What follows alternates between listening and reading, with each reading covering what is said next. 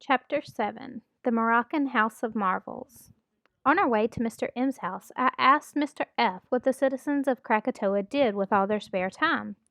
You've told me that only families with creative interests were chosen by Mr. M to come here. You said that people with inventive minds were selected because they would be less apt to be bored on a small island such as this. Well, I asked, how is this working out? You have 19 days out of each of your months in which, according to your constitution, you have no work to do. Are you bored? Or have you interests here which keep you busy? We are kept busy here in much the same manner as people are kept busy in any other country, except, of course, that the diamond mines which we own place our living on a slightly higher standard. Keeping busy in other countries is usually interpreted as earning a living. Earning a living means, in its simplest form, providing food and shelter. Our restaurant government takes care of our food needs. We have devoted our combined creative abilities to making our shelters as magnificent as possible. We built the houses which you see now one at a time. We chose a house for each represented country, which we thought was most typically beautiful of that country, and then went ahead and built it. For instance, my house is very much like the famous Petit Trianon. I bought the detailed plans of the Petit Trianon in a little shop in Versailles. We had the stones all cut to order in France and loaded them in our ship, and brought them back to Krakatoa. These stones were all numbered and lettered, corresponding to the plans.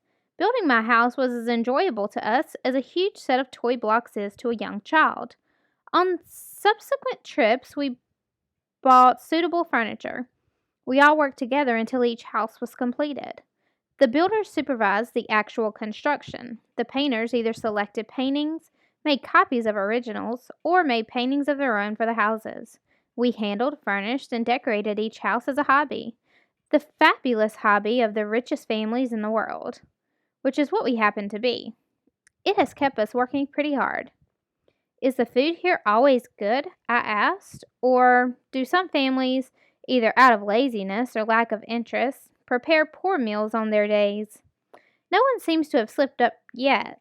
As soon as you start to run a restaurant, you become tremendously interested in food. I suppose that it is simply pride which makes one try to make better meals than the other families. You see, on your day, every family comes to your house to eat. I always find on F Day that I am somehow trying to prove that my day is the best. Then there is this to consider. We are all interested in food and look forward to eating. If I were to prepare a poor F Day at my house, I would have reason to fear that the others would do the same on their days, and we would have a miserable month of food. I understand, I said, but then everything doesn't work out as neatly as I have made it seem, particularly now that our houses are all finished. To be sure, we work very hard on our day of the month, but recently we have spent considerable time in doing absolutely nothing at all. Well, what's wrong with that? I hastily asked. Nothing, shouted Mr. F. I am happy to see that you are a good loafer. Certain prudish people in other countries seem to find that busy hands are kept out of mischief, or some other such silly idea. We've developed loafing on this island to such an expert extent that even our hands are completely relaxed. Our only work now, besides cooking, is in trying to make life more pleasant for ourselves and for each other. The house you are about to see is one on which we have all been working lately. It was one of the first to be completed, and now we are all going over it with new improvements. If some of our inventions work in this house, we will install them in our own houses. From the outside, continued Mr. F., you can plainly see that Mr. M's Moroccan house is of simple and solid construction. That is one of the main reasons why we chose it to work on first. It is easier to adapt new ideas to a house of simple rigid lines than it would be, for example, to a house with domes and minarets and towers such as Mr. T's Turkish Coffee House. We discovered right away that almost all of us had ideas of improvements that required some form of mechanical motive power. So we first of all made over the cellar of Mr. M's house. The usual cellars of our houses are filled with barrels of wine. We dug a separate cellar next door, lined it with the usual diamond boulders to make it sound and immovable, built a roof over it, and moved Mr. M's fine Moroccan wines into this new private cache. Most of our ideas required hydraulic pumps to put them in motion, so we first installed a steam engine in Mr. M's cellar. But here we are. Come, I'll first take you to the cellar. We were greeted at the door by Mr. and Mrs. M and their children M1 and M2. They hadn't had so many things to talk about at breakfast and had reached their home long before we had. Mr. M sensed immediately that Mr. F was taking me on a tour of inspection of his house. So rather than complicate matters, he said that his house was ours for the morning and to feel free to wander through it and inspect it as we liked. "I'll go downstairs and get some steam up," he said, "in case you feel like trying out any of the inventions." We followed Mr. M down into the cellar. There was a boiler and a furnace, which looked to me much like the equipment to be found in the cellar of any American home, and Mr. M told us that stoking the fire for a steam engine was no more difficult than keeping an ordinary furnace running. The room was well insulated because on a tropical island it would be impossible to live in a house heated by the sun above and a furnace below. Of course, the boiler was piped to the pistons of a huge steam engine. This was different from anything found in the ordinary American home. The rest of the cellar was an extraordinary maze of polished brass shafts running from the floor to the ceiling. The flywheel of the steam engine furnished power to operate numerous hydraulic pumps, which evidently made these brass shafts go up and down. The steam engine was also attached to an electric generator. The whole cellar was sort of a mechanical jungle, more complicated than the engine room of a ship. I was anxious to get out of there, fast. First of all, because I was dying to see what all of this machinery operated upstairs, and then, too, there seemed little space in this huge room in which to move around without being burned, smeared with grease, crushed, or receiving electric shocks. Mr. F seemed to feel the same way about the room, and only Mr. M and M1 and M2 felt at home as they dashed about through this brass forest, checking dials and gauges.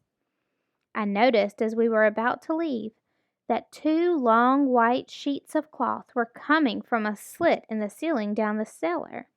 These wide cloth bands passed through a sort of large flat boiler, then on through what appeared to be the kind of drying machines used in paper factories, then back up through the rollers up another slit in the ceiling. "What in the world is that?" I asked. "Come," said Mr. F. "First I shall show you Mr. and Mrs. M's bedroom." We walked upstairs and into a bedroom on the first floor. It was furnished in excellent Moroccan taste. I say excellent with some reservations. I personally am not too fond of that style. But aside from these observations, I noticed nothing unusual about the room at first. "Have there been improvements made in this room?" I asked. "Mrs. M used to be a nurse," replied Mr. F., "and to nurses bed making seems to become extremely boring after a while. If you stop to think of it, nurses in large hospitals spend a good deal of their time in making beds. It is natural that they should soon tire of it, particularly when they suddenly find themselves to be as rich as Mrs. M. We all came to Mrs. M's rescue with this amazing bed. It has continuous sheets." "How does it work?" I immediately inquired. Mr. F. walked over to Mrs. M's bureau, opened the top drawer, and took from there a crank. He inserted the crank into a hole in the footboard of the bed and asked me to watch closely. He started to twist the crank and the sheets started to move across the bed, passing on rollers through the sideboard on through the floor. "When I twist this crank," explained Mr. F., "the sheets pass through this sideboard, down through the floor, into the cellar. There they pass through a boiler where they are washed, then through a drying machine. They next pass through steam-heated rollers where they are pressed, then come up through the floor, through the other side." board of the bed on rollers and back to the top of the bed. This continuous sheet is marked off in bed widths. Every morning, Mrs. M simply turns the crank until a bed width has passed from one side to the other side of her bed. This action starts the washing machines, diverts heat from the furnace to the drying machine, and while one length of sheets is being pressed, fresh widths of hot white sheets are revealed on her bed. Incredible, I explained, but what about blankets? Goodness, man, said Mr. F. We never use blankets here. We're just a few miles below the equator.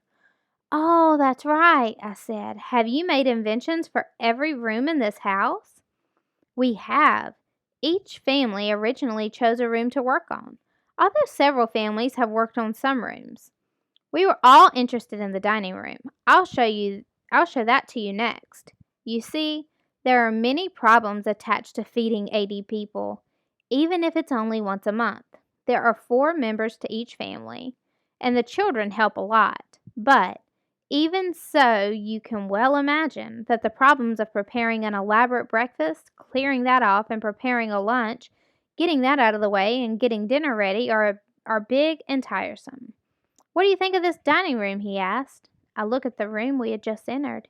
It was enormous, but absolutely bare. The floor was highly polished and had sort of a design of discs on it, one large disc surrounded by 4 smaller ones. This design repeated 20 times on the floor. The walls had pictures hanging on them, scenes of charging Arabs on horseback, and portraits of marabouts, sultans, and viziers. It looks more like a Moroccan ballroom of some sort, I answered. Where are the chairs and tables? Exactly, said Mr. F. It's easy to clean, eh, Professor Sherman? No tables to sweep under, no chairs to get in your way.